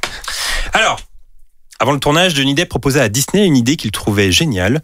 Il souhaitait que Jack Sparrow ne possède pas de nez et qu'il soit effrayé par des trucs dont on n'a pas peur quand on n'a pas de nez, à savoir le poivre ou le rhume. La réponse de Disney fut non. C'est vrai que c'est une idée un peu bizarre. Bonne idée de Johnny Depp ou pas, non? Jack Sparrow sans nez. Voilà, bon, bah écoutez. Comme Voldemort, quoi. Oui, c'est ça. Il a inventé Voldemort, le mec. Exactement. Alors, en intro, je mentionnais Jim Carrey pour le rôle de Jack Sparrow, mais figurez-vous que Disney proposait le rôle à Robert De Niro. Durant un temps, il hésita avant de dire non, effrayé par les récents films de pirates qui avaient tous fait un flop. T'en parlais, Guillaume, juste avant. Robert De Niro en Jack Sparrow, c'est bizarre un peu, non? Ah, il était vieux quand même. Ouais, il fait un vieux Jack Sparrow, quoi. Ouais, mais c'est chelou, ça fait mais un film bizarre. maintenant que t'as dit Robert, Downey Jr., ça marchait, je pense. Ah oui, ouais. ça peut marcher. Ouais, c'est vrai. Et enfin, le film a engrangé 650 millions de dollars au box-office avant de vendre 11 millions de DVD dans le monde, ajoutant donc 235 millions de dollars à la cagnotte. Le milliard a été dépassé grâce à la vente de produits dérivés comme les jouets, les épées, les déguisements, etc. 1 milliard pour ce premier film. C'est énorme. On est loin des 10 millions de L'île aux pirates. Ouais, c'est un... 1 milliard. C'est triste. C'est dingue, hein. Ouais. On approche désormais de la fin de ce podcast, mais avant de se quitter, le segment du dernier et de la dernière, tout ce que notre invité a accumulé culturellement ces dernières semaines. Première question pour toi, Morgane. Le dernier film que tu as vu au cinéma? Batman. Ah ouais, tiens. Ouais. T'as aimé ou pas? Ouais. Ouais. Franchement, ouais. Après, je suis pas une puriste de ce genre de cinéma et j'ai du mal à tenir en place quand c'est long. Et là, j'ai vraiment été 3 heures scotché à mon siège. Je pense que je vais y retourner. Qu'est-ce qui t'a plu dans le film? Là, j'ai beaucoup aimé la noirceur. Ça m'a fait bader. Vraiment, ce Gotham-là m'a fait vraiment bader. Ça m'a mis mal. Et j'étais jamais bien dans mon siège, quoi. Je sais pas. C'était du. Après, peut-être qu'avec le confinement, etc., ça fait longtemps que j'avais pas vu des gros blockbusters. Enfin, je sais pas si ça s'appelle un blockbuster, mais avec avec les missions et tout, je regarde beaucoup de les films des invités qu'on reçoit, donc beaucoup de films français. Et là, ça m'a fait du bien de voir une course-poursuite en bagnole avec du feu. Sans Isabelle Nanty, quoi. J'étais contente. mais que j'adore. Et je trouve que Robert Pattinson, ça lui va bien. Et je trouve que c'est inquiétant. Et voilà, j'aime bien. C'est assez nuancé. J'ai trouvé ça, ouais. Très bien. Alors, c'est drôle parce que je me suis renseigné sur le type qui a fait la musique de Pirates des Caraïbes, le premier. Hans Zimmer? Non, en fait, Hans Zimmer a composé certains thèmes, mais la personne qui a réalisé la majeure partie des thèmes du Pirates des Caraïbes, c'est un autre type qui travaille avec Hans Zimmer. Et après, ce gars-là a fait des bons trucs. Il a fait la musique du film La Recrue avec Al Pacino, etc. Donc, il était vraiment implanté. Et je sais pas, sa carrière, elle a pris un tournant assez bizarre parce que maintenant, aujourd'hui, il fait des musiques de films que pour des personnes, des gens en France comme Danny Boone ou Ken Merad. Ouais. Et du coup, c'est bizarre c'est bizarre de passer de Pirates des Caraïbes à. C'est peut-être installé à Paris, le mec. Oui, c'est marrant, tu parlais de noirceur parce que là, sur Twitter, récemment, j'ai vu un truc qui était assez marrant où en gros, on voyait tous les films Batman depuis le début, même la série où Batman était bleu. Et en fait, tu te rends compte, c'est de plus en plus sombre. À chaque fois, c'est de plus en plus noir. Et du coup, ils faisaient une vanne, genre en 2022, on verra plus rien. En 2024, on verra plus rien. Et vous l'avez aimé, vous? J'imagine que vous étiez à l'avant-première. Moi, j'ai beaucoup aimé. T'as aimé, Guillaume? Ouais, j'ai trouvé ça vraiment génial. Mais c'est ce que tu dis, c'est valable pour plein d'autres sagas, genre Harry Potter aussi. Ouais, c'est vrai. Genre l'étalonnage, il est de plus en plus sombre à chaque fois. Mais du coup, il y a le 5, il est pas pour enfants, quoi. Ouais, enfin, mais justement, Harry Potter, Harry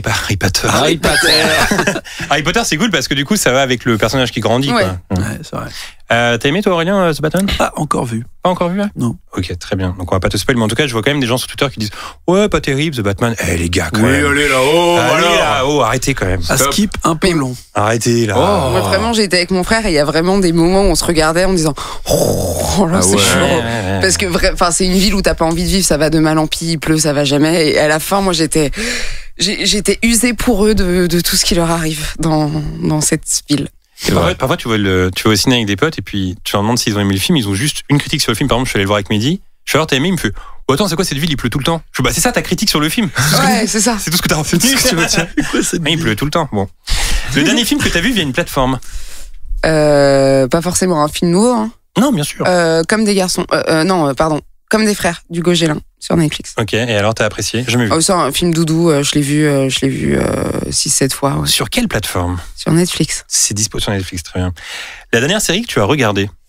La saison 2 d'Euphoria. Ok, et alors? Un peu badant ou pas?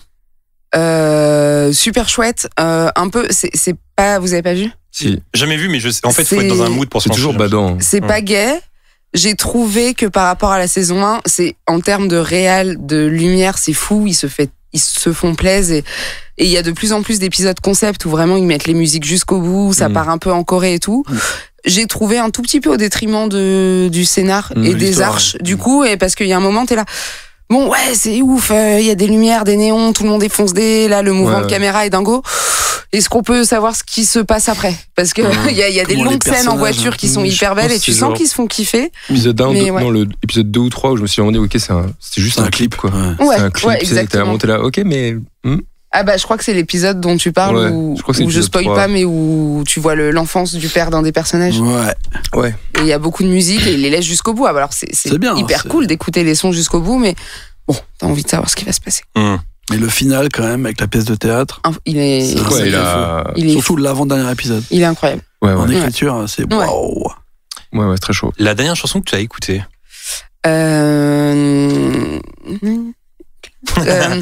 Clouds Across the Moon de Ravel.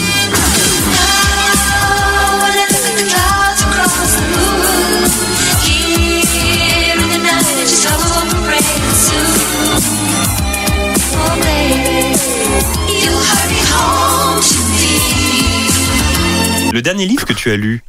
Connemara de Nicolas Mathieu, qui avait eu le prix Goncourt il y a 3-4 ans, je pense, avec leurs enfants après eux, et qui vient de sortir Connemara. Ça parle de quoi? Chez Actes Sud. Ça parle de... alors lui, il aime bien parler un peu toujours des régions désœuvrées, des différences entre les classes sociales. Et c'est une nana qui a un peu coché toutes les cases, qui a 40 ans, qui a ses gosses, sa belle baraque avec son îlot de cuisine, tout ça, et qui a fait un burn-out et qui se demande un peu maintenant quid de l'existence. J'ai 40 ans, je me fais chier, et qui vit vers Nantes, je crois, et qui retombe sur son amour de jeunesse, qui est une ancienne gloire du hockey sur glace. Et qui est un mec un peu paumé de cette campagne-là. Et donc, c'est un peu la rencontre de deux mondes, et il fait surtout un état des lieux assez précis et assez fou et assez noir du monde de l'entreprise. Et dans ces régions-là. Donc, c'est chouette. Mais c'est un écrivain qui a un compte Instagram assez connu, qui a une espèce de précision là-dedans qui est folle. Voilà. Très bien. La dernière BD ou le dernier manga que tu as lu, si tu en lis? Alors, manga, non. J'ai une vraie carence. Okay. Parce que j'attends qu'on m'éduque. Mais... ok, meuf. Ça va pas du tout, cette phrase. Non, la BD, ouais, j'en lis plein. Et la dernière, c'était ce week-end. C'était le tome 3 de Faut pas prendre les cons pour des gens. D'une équipe de rédac et d'illustrateurs de Flûte glaciale. Dont j'ai plus les noms. Le pro de la BD ici, c'est Aurélien, tu connais? Pro, oui, non, je connais pas. C'est très... c'est très dans la veine de Fab Caro, c'est absolument absurde, cynique, et mais hilarant, et c'est une des seules BD où je ris seul. C'est rare de rire seul devant un film ou en lisant un truc. Et un là, film, ça va, mais un livre, des fois, t'es là. Mais là, tu vois, j'ai un petit rire satisfait en tournant la page. Ils sont cons. Et je suis contente. Est-ce que vous vous souvenez d'une scène ou d'un film ou d'une série où vraiment vous étiez tout seul chez vous et vous vous êtes tapé une vraie barre de rire? Vraiment, vous avez ri fort. Par exemple, moi, je me souviens qu'il y avait un épisode de Malcolm que j'avais regardé chez moi quand j'avais, genre, je sais pas, 19-20 ans. Je me souviens que je me tapais des barres, quoi. J'étais tout seul chez moi et je tapais des grosses barres. C'est rare que ça arrive. Et ça fait du bien. Ouais. Alors moi, je vais être obligée de raconter la fin, mais c'est pas un grand film. C'est un film, je crois que ça s'appelle Spy Game, avec Melissa McCarthy. Et alors, dans tous les films qu'elle a fait, je sais plus si c'est celui avec Anna Thaoué ou quoi, mais c'est deux espionnes, et puis elle a un peu boulet. C'est pas avec Sandra Bullock, non? Si. Ouais, c'est ça. Allez, une brune. Et il y a Jason Statham qui se parodie. Et c'est génial, qui a une autodérision de dingo, et qui raconte tout le temps comment il a perdu un bras en montant sur un train, et qui essaye de séduire les meufs, et il y en a pas une qui répond, et la scène de fin, je sais pas pourquoi ça m'a fait rire, c'est pas ouf, mais elles lui disent, bon, bah, tout est résolu, genre, tu vas faire quoi maintenant? Et Et il raconte, il a un bateau, quoi. Ouais, je vais pousser un peu jusqu'à l'Italie si les vents sont favorables. Peut-être que je vais faire la traversée et puis je vais aller où le vent me porte. Et tu le vois démarrer. Et t'as la meuf qui se retourne vers l'autre en lui disant on lui dit que c'est un lac et t'as la caméra qui s'éloigne et c'est vraiment un tout petit lac. Van. Voilà. Je sais pas, c'est déceptif mais moi ça m'a c'est drôle. Après j'ai pas une vie ouf mais ça m'a fait rire. Guillaume, tu te souviens toi d'une bonne barre devant un truc? Je le dis souvent, mais je crois qu'à chaque fois ça revient. Mais c'est que je l'ai vu tellement de fois et je l'aime trop. Je pense que c'était Encore Man, le numéro 1. Où je pense à une scène notamment où il y a une scène d'embrouille où tout le monde crie et juste Steve Carell il dit Loud noises. C'est tout ce qu'il dit.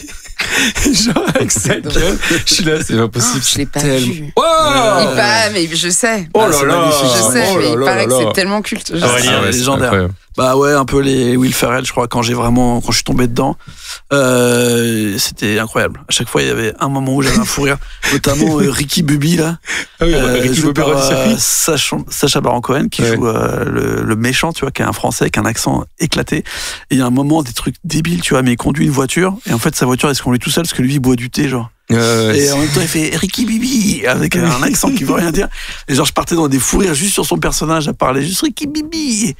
Je me souviens aussi d'une séance quand j'étais petit et que j'avais vu Les Visiteurs 2 au ciné avec mon cousin, on se tapait des grosses barres dans la salle. Ouais, Les Visiteurs, j'avoue, quand j'étais petit. À l'époque, Les Visiteurs c'était vraiment genre un gros truc quoi. Et je me souviens de la dernière fois où on était chez toi, JB, on a regardé un spectacle de stand-up d'un artiste qu'on citerait pas. Ah ouais, on s'est dit le premier qui rigole il a perdu. Alors je vais dire. Et là c'est tapé une énorme barre. Non, attends, je vais remettre le contexte. Il y a Guillaume qui me dit, je vais pas citer. Il y a Guillaume qui me dit tiens. On dit pas qui, hein. Non, on dit pas qui. Vous allez complètement me dire en antenne. Mais bien sûr. Il y a Guillaume qui me dit tiens, faut que tu regardes le spectacle de ce type sur Amazon, indice. Non mais attendez. Morgane essaie de trouver, elle est impatiente que l'émission se termine pour qu'on l'utilise. Non, en fait, il me dit ouais, il faut que tu regardes ça et tout. On était tous les trois avec Aurélien chez moi. Tu verras comme c'est nul. C'est Jérôme Niel qui m'a dit mec, regarde ça, tu vas voir.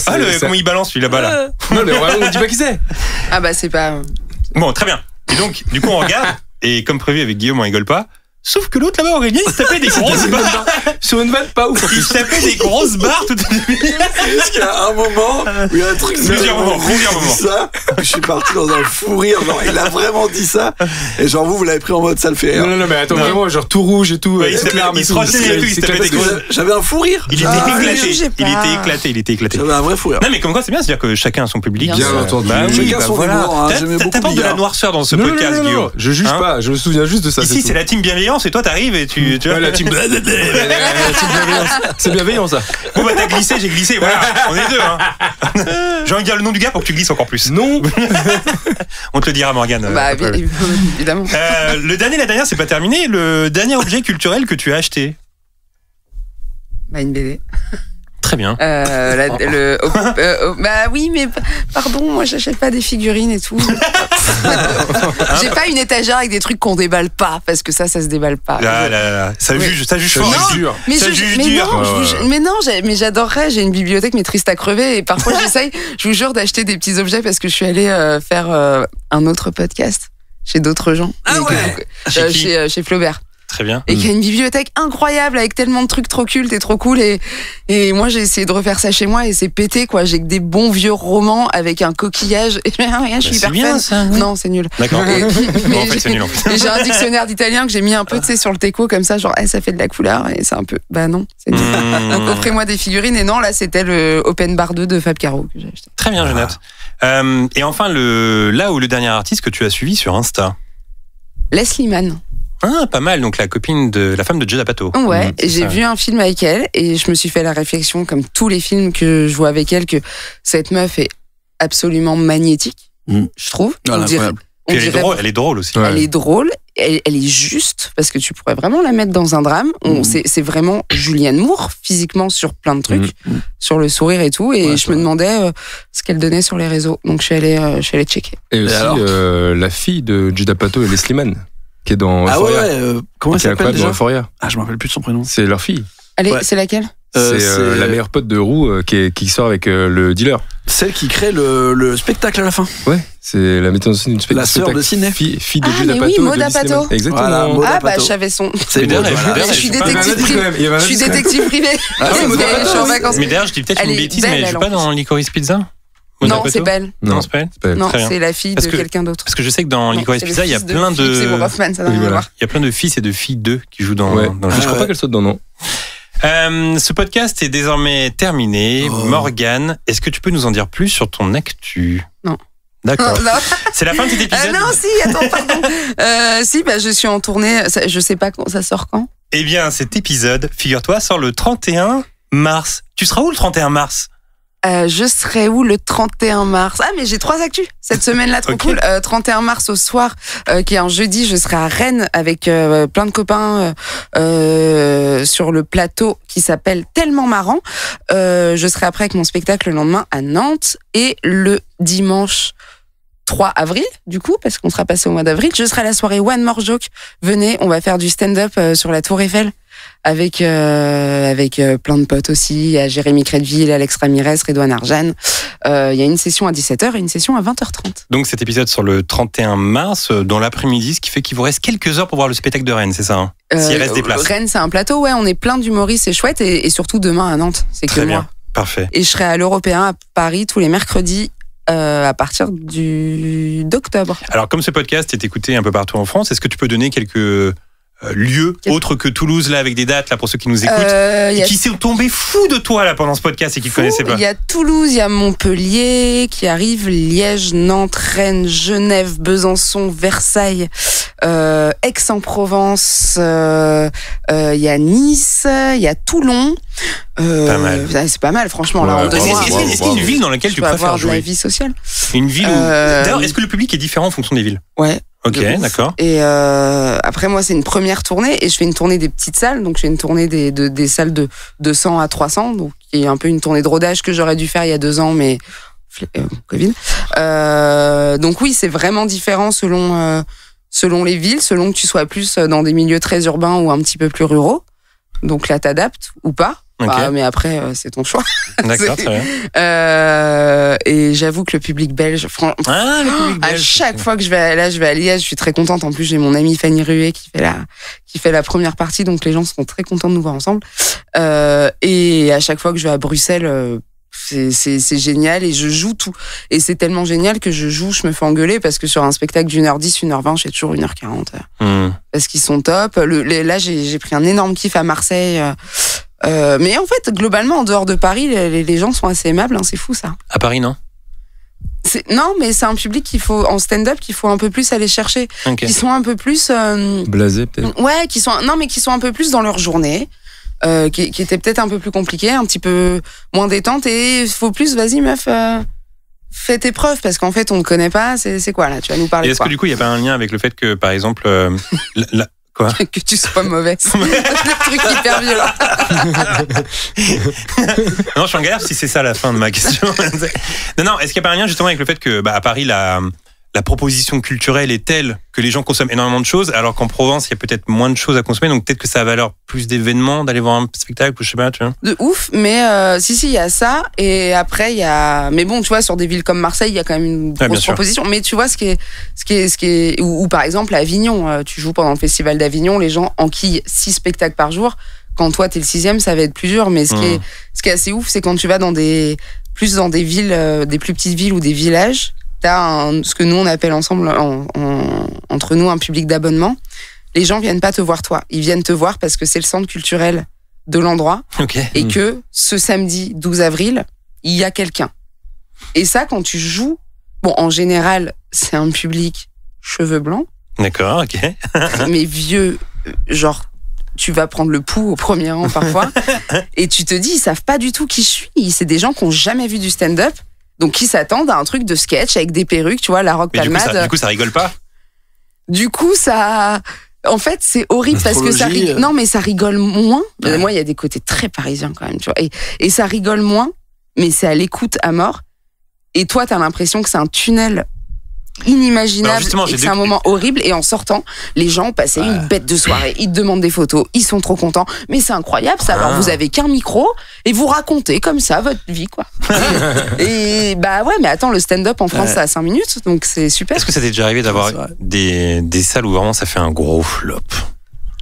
T'as connu, de toute façon, tous les humoristes connaissent le flop, mais est-ce que t'as déjà connu une soirée comme ça particulièrement? Ouais, j'ai mis des salles. Dur. J'ai fait le festival d'Avignon avec mon spectacle qui avait pas un an.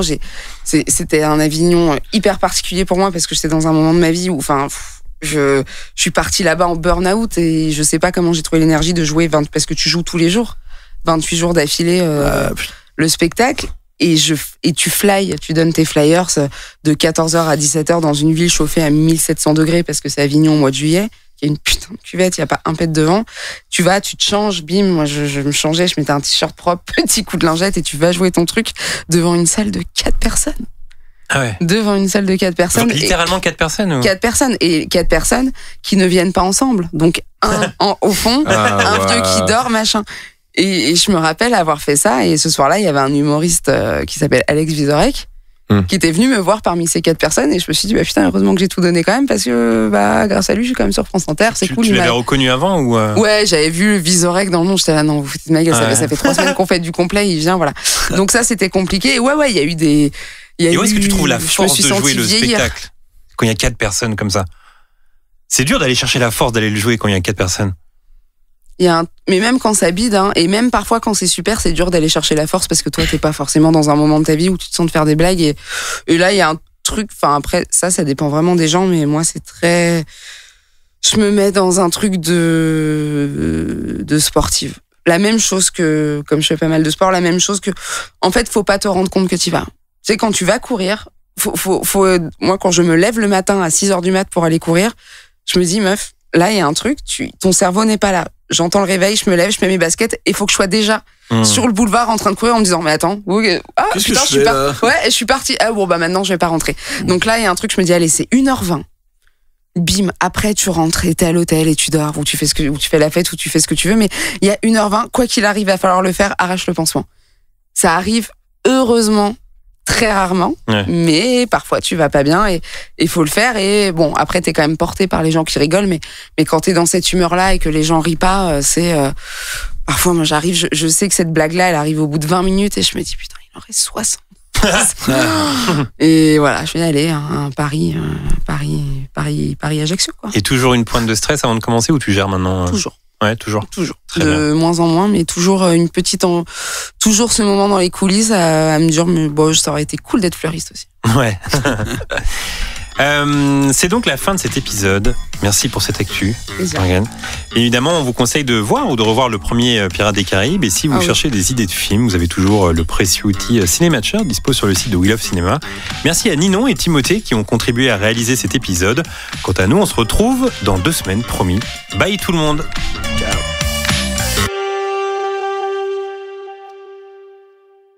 Vous avez écouté We Love TFTC, un podcast de We Love Cinéma par BNP Paribas.